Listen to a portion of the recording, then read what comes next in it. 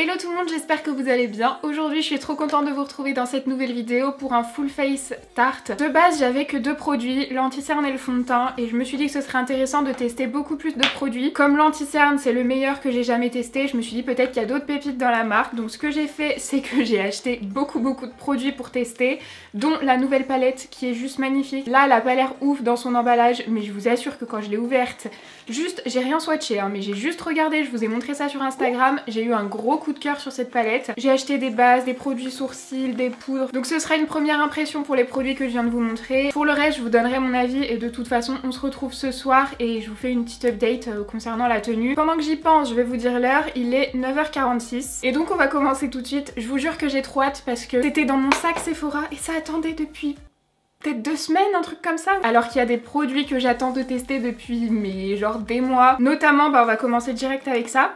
La base, j'en entends tellement parler de cette base. Donc c'est la Timeless Smoothing Primer base lissante. Au niveau du packaging, là j'avais même pas ouvert les produits. C'est un packaging en verre comme ça. Et apparemment c'est censé être une base qui lisse complètement. J'en ai notamment beaucoup entendu parler par Gabriel de la chaîne La Loge de Gabriel. Ah mais d'accord. Je me disais le couvercle il est sale. Voilà ma base. Bref, on va passer outre. Là, comme vous le verrez, je pense, ma peau est pas au top du top. C'est malheureusement la mauvaise semaine. Bon, moi je me dis que c'est parfait, on verra bien ce que ça donne. Donc ça, c'est le genre de base qui s'applique au doigt. C'est vraiment une texture mousse. L'odeur est assez légère. Et celle-ci, du coup, c'est vraiment une base lissante. Déjà, je le sens. De toute façon, je pense que c'est une base siliconée. Je vais regarder. Oui, c'est une base, c'est du silicone en fait. Là, visuellement, sans fond de teint, je vois pas de différence. Mais oui, je sens qu'elle lisse carrément. J'espère qu'elle va pas trop boucher les pores de ma peau et me donner des petites imperfections. Après, le problème de ce genre de base, c'est au niveau hygiène. C'est pas ouf. Moi, à chaque fois que je replonge mon doigt dedans, je change de doigt. En général, c'est celle qui fonctionne le mieux. Là, je sens que ça lisse vraiment bien. Je sais pas si vous arriverez à voir, mais oui, il y a une grosse marque. Là, je me demandais ce que c'était, mais en fait, c'est que le truc se déplace dans le packaging. Ensuite, au niveau du fond de teint, c'est pas une nouveauté. C'est un fond de teint que je vous ai déjà présenté dans une vidéo fond de teint favori, mais ça fait très longtemps et pour tout vous avouer ça fait très longtemps aussi que je l'ai pas porté parce que j'ai trouvé d'autres fonds de teint qui me plaisaient, j'avais envie de nouveautés. Donc là moi c'est le fond de teint Amazonian Clay de Tarte. Maintenant que j'ai testé énormément d'autres fonds de teint, je vais voir ce que j'en pense. Je sais que la texture est assez épaisse de ce fond de teint. C'est limite une texture mousse en fait. Et ça c'est un fond de teint qui s'applique bien au pinceau. C'est pourquoi je vais l'appliquer à l'éponge. Ok, la base par contre, pour être lissante, elle est lissante. Hein. En couvrance, je trouve que c'est pas le meilleur ce fond de teint là. On voit quand même mes petites cicatrices, alors que là c'est le côté où j'ai pas les grosses imperfections. Hein. Par contre, ouais, il est super fin sur la peau, on le voit pas. Je le trouve joli. Hein. Je vais en mettre un petit peu plus de l'autre côté, puisque du coup j'ai plus d'imperfections ici. Je sais pas si on verra bien, mais ça a hyper bien unifié, mais c'est pas le plus couvrant. Vous voyez, on voit quand même un peu mes petites imperfections, je vais en rajouter encore. C'est un fond de teint que j'adorais, donc je pense qu'au niveau de la tenue, ça va être pas mal. De toute façon on verra ce soir parce que je m'en souviens plus non plus. Mais il me semble que c'était une très bonne tenue. La teinte du coup elle est parfaite. C'est pas le fond de teint le plus couvrant. Mais on verra au niveau de la tenue ce que ça donne ce soir. Là je vais utiliser, je suis trop contente, mais je vais utiliser le Shape Tape. Je suis trop contente parce qu'à chaque fois qu'on fait un crash test, je teste un nouvel anti-cerne. Et du coup à chaque fois je suis un peu déçue parce que je me dis mais c'est pas mon anti-cerne préféré. Là c'est mon anti-cerne préféré, le Shape Tape de Tarte. C'est vraiment mon préféré. Là, je l'ai dans la teinte fer. Chaque fois que j'oublie de vous dire la teinte, c'est tout marqué en barre d'infos. Il est vraiment hyper bien couvrant, très longue tenue, il file pas dans mes plis. Pour moi, c'est le meilleur. Bon, là, j'en mets beaucoup, mais très franchement, il y en a besoin de 4 fois moins. Ils se font très bien à la peau. Voilà pour l'anti-cerne. Franchement, si vous l'avez jamais testé, je vous conseille de le tester. Surtout que maintenant, j'ai oublié de le préciser, mais la marque Tarte est dispo chez Sephora. Donc c'est hyper accessible. Par contre il faut que vous aimiez les très fortes couvrances, hein. C'est vraiment une super forte couvrance. Pour poudrer je vais tester la poudre fixatrice de la gamme Shape Tape.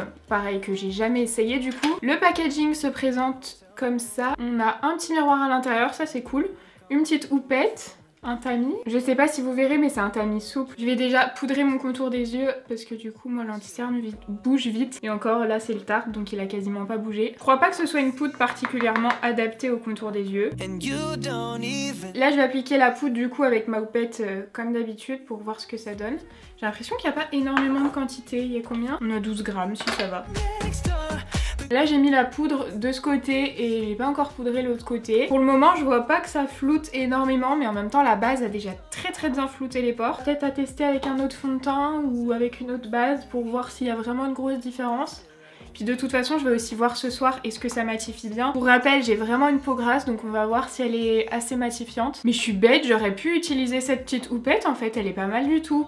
En plus elle est super douce. Ensuite sur le site de Sephora j'ai trouvé une palette qui fait contour, blush, highlighter. Elle s'appelle Hampton Weekender. Je me suis dit que c'était parfait pour tester, comme ça il y avait un petit peu de tout. Le packaging est sympa, c'est assez compact donc c'est cool pour emmener. En plus il y a un miroir à l'intérieur, moi j'aime bien. Et du coup on a les 3 teintes qui m'ont l'air vraiment pas mal du tout. J'ai juste un peu peur que l'highlighter soit foncé mais ça on verra. Par contre le contour a l'air pas mal. On va tester ça. On commence par le fard contour. J'aime beaucoup, la couleur est jolie. Là j'ai un énorme bouton donc je vais essayer de pas trop aller dessus parce que sinon ça va le mettre en avant. Bon, j'aime énormément le résultat. Par contre je sais pas si cette palette elle est déclinée pour pour d'autres types de peau. Parce que là c'est vraiment pour les peaux claires. Enfin moi je trouve que c'est pour les peaux claires. Il est pas trop pigmenté, il est parfait hein. Pour les peaux claires. Franchement, gros coup de cœur sur ce fard de contouring. La couleur est parfaite, il n'y a pas du tout de sous-ton chaud. Mais je pense qu'il faut pas avoir la peau beaucoup plus foncée que la mienne. Vous voyez si je l'estompe un peu. Donc voilà, par contre, moi j'adore. Je vais juste estomper un petit peu. Ensuite, on va passer au blush, qui est du coup le Summer House. Celui-ci. Il m'a l'air pas mal pigmenté.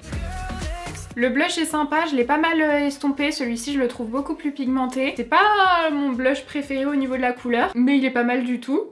Et donc là je vais essayer l'highlighter en espérant qu'il soit pas trop foncé.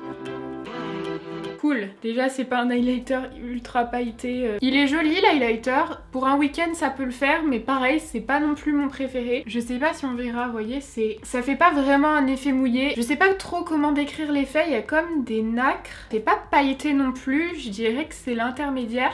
Mais par contre c'est pas trop intense. Franchement il est joli hein. Mais c'est juste pas mon préféré non plus. Mais dans l'ensemble, la palette, je trouve qu'elle vaut le coup. Bon, là, je vais fixer mon teint avec mon spray fixateur de chez Primark. Je sais pas s'il y a un spray fixateur chez Tarte. Dans tous les cas, même s'il y en a un, je ne l'ai pas et je l'ai pas acheté. Ah, mais chaque fois que je me spray avec ce spray, j'ai l'impression d'avoir pris une douche. Ok, maintenant on passe aux sourcils et là du coup je suis hyper contente. Habituellement il y a toujours des crayons à sourcils à tester quand je fais des crash tests. Et je vous dis c'est pas ce que j'utilise habituellement, non, donc je peux pas trop dire. Là c'est ce que j'utilise habituellement, mais ça a l'air d'être une texture spéciale puisque c'est marqué mousse à sourcils waterproof. Alors j'ai pris la teinte medium brown qui en général est à peu près ma teinte dans les autres marques. J'espère que ça va aller. Ah mais on a un pinceau double embout en plus, mais trop bien parce que c'était pas hyper cher non plus. C'était il me semble le prix d'une pommade classique par exemple chez Anastasia. Et là du coup, ouais, je vous ai même pas montré, le packaging est comme ça. J'aurais pu me douter hein, qu'il y avait un pinceau, ça fait un peu gros comme packaging pour une pommade. J'ai peur, la teinte me paraît un peu marron kaki. J'ai très peur là du coup. Ah quoique, non. Après à l'intérieur c'est assez classique. Pourquoi mousse? Je sais pas si je teste le pinceau. Il m'a l'air pas mal hein, franchement le pinceau. Ah là je suis contente d'avoir une pommade à tester, c'est vraiment ce que je préfère. On va voir la texture. C'est une texture crème classique. Par contre c'est pas... Enfin vraiment... Je sais pas si vous voyez, je suis désolée, ils ont décidé d'ouvrir le garage. C'est beaucoup plus sec que la pommade Anastasia. La Anastasia, je mets mon pinceau, ça s'enfonce, c'est plus comme un beurre. Là, faut vraiment que je chauffe la matière pour en prélever.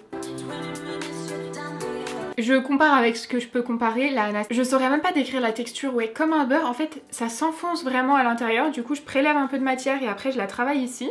Et en fait, là, j'ai l'impression que du coup, j'ai pas besoin parce que c'est comme c'est beaucoup plus sec. Je peux juste prélever dans le pot et directement appliquer sur le sourcil. Il n'y a pas d'excès de matière. J'ai fini le premier sourcil et bah, j'aime beaucoup. Que là du coup, j'ai pas besoin de la mettre, bah, j'avais fait ça.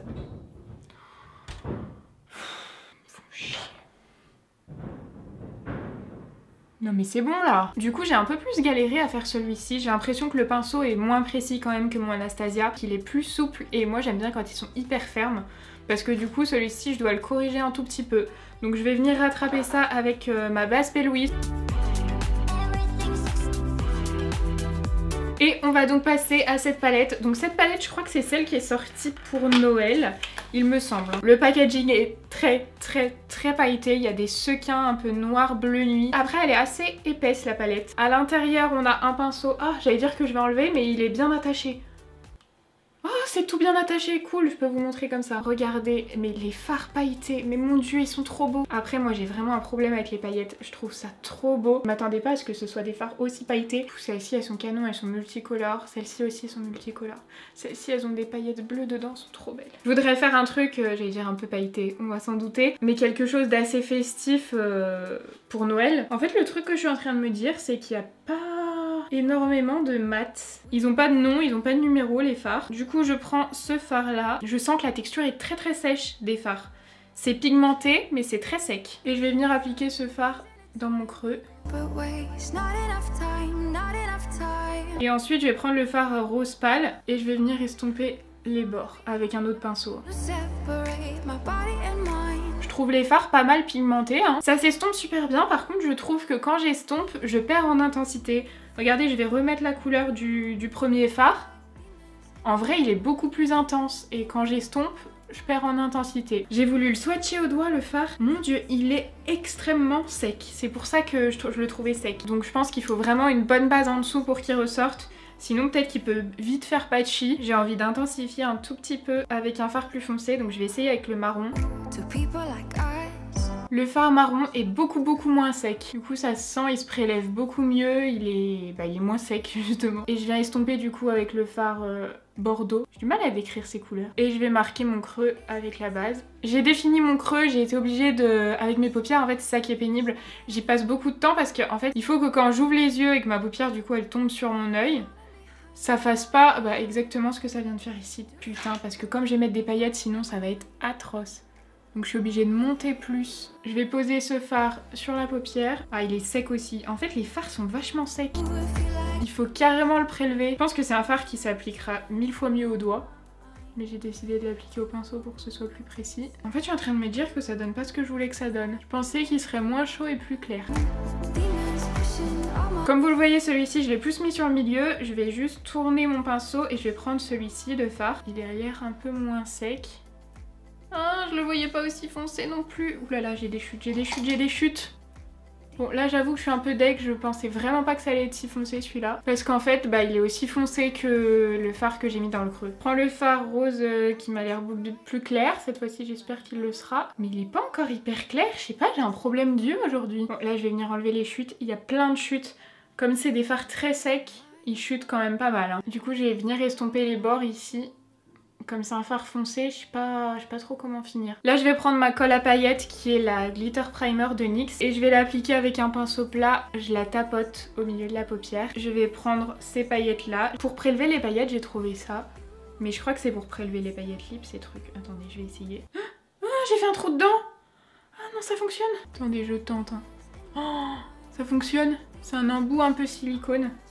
Mais alors il faut y aller doucement hein, parce que j'y suis allée comme avec un pinceau et j'ai fait un trou dans le fard. Oh, elles sont trop belles. Mais j'ai l'impression que c'est un peu crémeux, je vais essayer au doigt. Ah ouais, ça se prélève bien. Ouais, au doigt c'est encore mieux. Voilà, je sais pas si vous verrez. Oh, mais alors moi qu'est-ce que j'aime ce genre de choses. Il y a des paillettes multicolores, c'est trop beau. Mais multicolores dans les tons un peu rose doré. Moi je prélève au doigt parce que j'ai l'impression que j'ai un meilleur contrôle. Enfin j'ai un meilleur contrôle. Ah ça m'a remis de bonne humeur là. Je vais faire mon ras de cils inférieur comme d'habitude. Je reporte les fards que j'ai appliqués en haut. En bas. Du coup mon cut crease, je le fonds complètement parce que du coup il n'y a pas une différence entre les deux fards. Là je vais faire un trait de liner avec mon liner NYX comme d'habitude. J'ai recourbé mes cils et dans la palette on a aussi ici un crayon noir et un mascara. Le Tarteist. Tarteist, je croyais que c'était un liner. Non, c'est bien un crayon noir, un petit crayon noir rétractable, ça c'est cool. Je vais voir déjà si ça marque en crayon. Oh, ça marque pas ce truc. Il a marqué dans la muqueuse mais je le trouve pas hyper crémeux, pas hyper intense, ça je suis pas fan du tout. Et là j'ai testé le mascara Light Camera Lashes, mascara 4 en 1. C'est une brosse en poil, assez classique. Il est pas waterproof donc dans tous les cas je sais qu'il va pas me tenir la courbure. Bon, du coup voilà ce que ça donne. Le mascara je suis pas fan du tout. Pour les cils du bas il est pas mal, par contre pour les cils du haut je pense que vous le verrez. Enfin on voit rien du tout, on voit même pas mes cils. sur un maquillage comme ça, c'est hyper moche. De base, je voulais pas du tout mettre des faux cils, mais là on voit même pas mes cils à moi. Ouais, je vais mettre des faux cils et on se retrouve après. Là, je me rends compte que j'aurais voulu un truc bien plus naturel que ce que j'ai mis. Il me restait plus que ceux-là, c'est les Lily Lashes, mais c'est les faux mink, les seuls de la gamme qui sont en synthétique quoi. Bon, en attendant que ça finisse de sécher et que mes yeux se réhabituent à mettre des faux cils, je vais venir mettre le rouge à lèvres. Le seul que j'ai, c'est celui-ci. Je trouve que ça va pas trop avec, mais bon, de toute façon, c'est le seul que j'ai. Et je me souviens plus si j'aime bien ou pas. Donc comme ça me permettra de le tester. Il a une odeur de peinture, ça sent la peinture. Bon là je trouve que ça va pas du tout avec. J'aurais préféré mettre des faux cils moins intenses et un rouge à lèvres plus nude. Je sens que ça me sèche déjà les lèvres. Écoutez, le bilan est plutôt positif. Après j'attends d'être ce soir pour vous donner mon avis final. Donc je vous dis à tout de suite. Bon là je vous retrouve avec une qualité plus que pourrie. J'ai pris mon téléphone. Comme vous le voyez, j'ai enlevé les faux cils. Du coup j'ai rajouté du mascara Nabla par-dessus pour essayer d'épaissir un peu les cils. Et je vais juste retoucher un peu mon rouge à lèvres. J'ai mangé, c'est un peu parti ici et comme je dois sortir, j'ai pas trop envie d'avoir ce trou. Voilà du coup ce que ça donne une fois que j'en ai remis. Et puis là, je vais partir et on se retrouve ce soir. Bon, on se retrouve du coup, il est 19h55. Donc ça fait 8 heures que j'ai arrêté de filmer. Donc ça fait 10 heures que je porte le fond de teint. Écoutez, il a très bien tenu. Alors je brille beaucoup sur le front. J'ai fait 0 retouche, mais vraiment 0.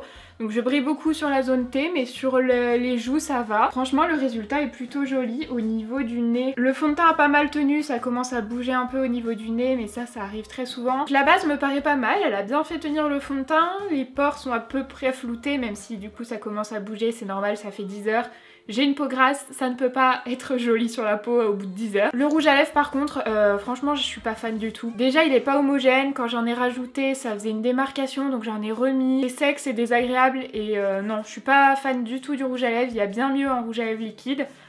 Au niveau de la poudre, elle me paraît pas mal du tout, peut-être pas la plus matifiante mais encore il faudra que je reteste au fur et à mesure parce que ça me paraît pas démesuré là au niveau brillance. Les fards à paupières ont hyper bien tenu, le crayon par contre, vous voyez il a transféré dans la muqueuse du bas, bon ça c'est pas grave, mais genre ça a débordé vraiment autour de l'œil. Je sais pas si vous le verrez mais genre là, on voit en coin interne que ça fait pas propre, il y a du noir. Par contre, il a pas mal tenu en muqueuse et habituellement ça tient moins bien. Mais en globalité, le maquillage est quand même vraiment pas mal. Vous me direz ce que vous en avez pensé. Sur les joues, je brille quasiment pas. Je pense que je vais essayer la poudre avec un autre fond de teint plus matifiant. Parce que là, ce fond de teint, je l'aime beaucoup, mais il fait plus partie de mes préférés. Donc je vais peut-être tester la poudre. Enfin, c'est sûr, je vais tester la poudre et la base avec d'autres fonds de teint.